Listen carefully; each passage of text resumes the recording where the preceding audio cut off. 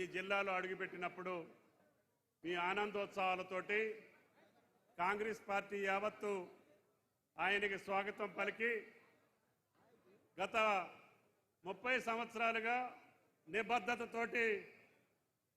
నిబద్ధతతోటి party కోసం కష్టపడ్డటువంటి వ్యక్తులకి ఏ రకమైనటువంటి గుర్తింపు, ఏ రకమైనటువంటి గౌరవం ఆ పార్టీలో దక్కుద్దో మహేష్ కుమార్ గౌడ్ గారి యొక్క రాజకీయ జీవితం మనందరికీ తార్కాణమని చెప్పి మీకు ఈ సందర్భంగా మనవి చేస్తున్నాం.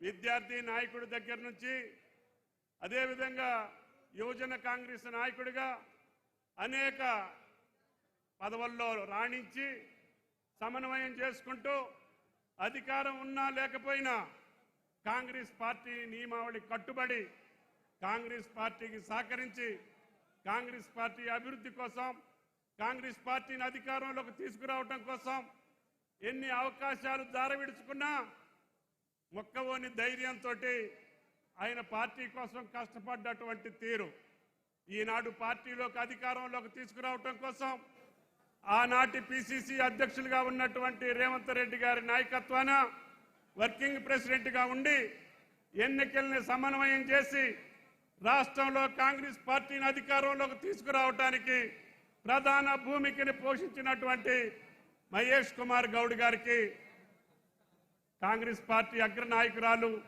సోనియా గాంధీ గారి యొక్క ఆశీస్సులతోటి రాహుల్ గాంధీ గారు, ఖర్గే గారు ఆయన గారిని ఈరోజు రాష్ట్ర రథసారథిగా నియమించారు అనంటే భవిష్యత్తులో కాంగ్రెస్ పార్టీకి ఇంకా ఉజ్వలమైనటువంటి భవిష్యత్తు ఉండాలి.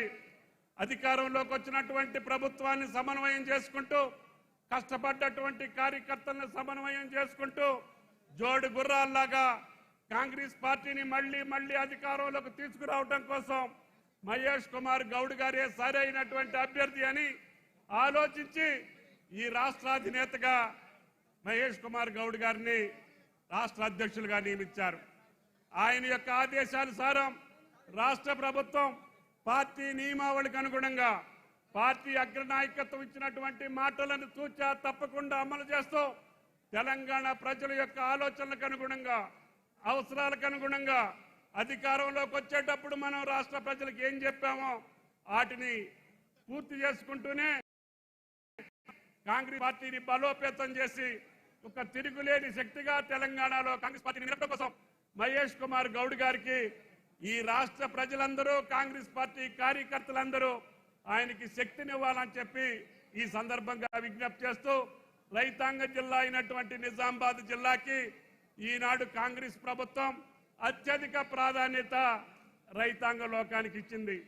ఆ రైతాంగ లోకానికి ఇచ్చినటువంటి మాటలు నిలుపుకోవటం కోసం ఛిద్రమైనటువంటి ఆర్థిక వ్యవస్థని సరిదిద్దుకుంటూనే ఇచ్చినటువంటి మాట నిలుపుకోవటం కోసం ఈ 10 నెలల్లోనే 25,000 కోట్లు రైతన్నల ఖాతాల్లోకి జమ చేశాం. ఇంకా 25,000 కోట్లు మీ ఖాతాల్లోకి రావాల్సిన అవసరం ఉంది. గత ప్రభుత్వం ఎగవేసినటువంటి రైతు బంధును కూడా 7,600 కోట్లు మీ ఖాతాల్లో జమ చేశాం. అన్నమాట ప్రకారం రాహుల్ గాంధీ గారు ఇచ్చినటువంటి మాటకు అనుగుణంగా రుణమాఫీ చేస్తామని చెప్పాం. ఇప్పటికి 22 లక్షల మంది ఖాతాల్లో 18,000 కోట్లు వేశాం. మిగిలినటువంటి 20 లక్షల మందికి త్వరలోనే మీ ఖాతాల్లో కూడా 2 లక్షల రూపాయలు జమ అవుతాయి. అంతేకాకుండా మీ పంటలకి బీమాను కూడా ఏర్పాటు చేయాలని గౌరవ ముఖ్యమంత్రి గారు, పిసిసి అధ్యక్షులు, పార్టీ పెద్దలు పంట నష్టపోతే రైతాంగం దిగాలు పడకూడదు, ఆయనకి భరోసా ఇవ్వాలి. రాష్ట్ర రైతాంగం యొక్క మొత్తం ప్రీమియం రాష్ట్ర ప్రభుత్వమే భరాయించి ప్రతి ఎకరానికి ప్రతి పంటకి కూడా పంటల బీమాని చేయాలని ఈ రాష్ట్ర ప్రభుత్వం ముందుకెళ్తుంది. భవిష్యత్తులో ఏ రకమైనటువంటి పంట నష్టం జరిగినా మీకు సరైనటువంటి పరిహారం వచ్చేటట్టుగా రాష్ట్ర ప్రభుత్వం ముందుకెళ్తుంది అని చెప్పి మీకు ఈ సందర్భంగా మనం చేస్తున్నాం. అదేవిధంగా రైతు భరోసాకి సంబంధించినటువంటి కార్యక్రమాన్ని కూడా ముందు కొనసాగిస్తాం. ఎకరానికి 7,500 రూపాయలు ఇస్తాం. రుణమాఫీ పూర్తయిన తర్వాత రైతు భరోసాని ప్రారంభిస్తాం. పంటల బీమాని కొనసాగిస్తాం. రైతు బీమాని కూడా కొనసాగిస్తున్నాం. అంతేకాకుండా ఈ రాష్ట్రంలో ఉన్నటువంటి రైతాంగానికి ఏ సేవలు చేయాలో అన్ని కార్యక్రమాల్ని కూడా మళ్ళీ పునరుద్ధరించి పెద్ద ఎత్తున రైతాంగ కార్యక్రమాలు కొనసాగేదానికి ఈ రోజు బడ్జెట్లో అత్యధిక భాగాన్ని 50,000 కోట్లు కేటాయించినటువంటి రాష్ట్ర ప్రభుత్వానికి ముఖ్యమంత్రి గారికి ధన్యవాదాలు తెలియజేస్తూ రేపటి నుంచి కొనేటటువంటి సన్నధాన్యాన్ని కూడా 500 రూపాయలు బోనస్ ఇస్తామని చెప్పాం. తప్పకుండా 1,43,00,000 ధాన్యం పండుతుంది ఈ రాష్ట్రంలో. భారతదేశంలో ఉన్నటువంటి అన్ని రాష్ట్రాల కంటే మిన్నగా ఈనాడు నా రైతన్న పెద్ద ఎత్తున ధాన్యం పండించారు. ఇది భారతదేశంలోనే అత్యధిక దిగుబడి అని చెప్పి మీకు ఈ సందర్భంగా మనం చేస్తున్నాం. మీరు ఎన్ని సన్నాలు పండించినా తప్పకుండా 500 రూపాయలు బోనస్ ఇచ్చి మీ ధాన్యాన్ని కొనడానికి రాష్ట్ర ప్రభుత్వం రేవంత్ రెడ్డి గారి ప్రభుత్వం సిద్ధంగా ఉంది అని చెప్పి మీకు ఈ సందర్భంగా మనం చేస్తున్నాం. కాబట్టి రైతాంగం ఆయిల్ ఫామ్కు సంబంధించి కూడా ఈరోజు తెలంగాణలో అన్ని జిల్లాల్లో కూడా రైతాంగం ముందుకొచ్చింది. మన జిల్లాలో కూడా వేసుకున్నారు. మీ పంట కూడా చేతికొస్తుంది. త్వరలోనే అన్ని జిల్లాల్లో కూడా ఆయిల్ ఫామ్ ఫ్యాక్టరీలు ఏర్పాటు చేసి నిన్ననే కేంద్ర ప్రభుత్వం మీద ఒత్తిడి తీసుకొచ్చి ఇంపోర్ట్ ట్యాక్సీ పెంచి టన్నుకు 17,000 రూపాయలు చేశాం.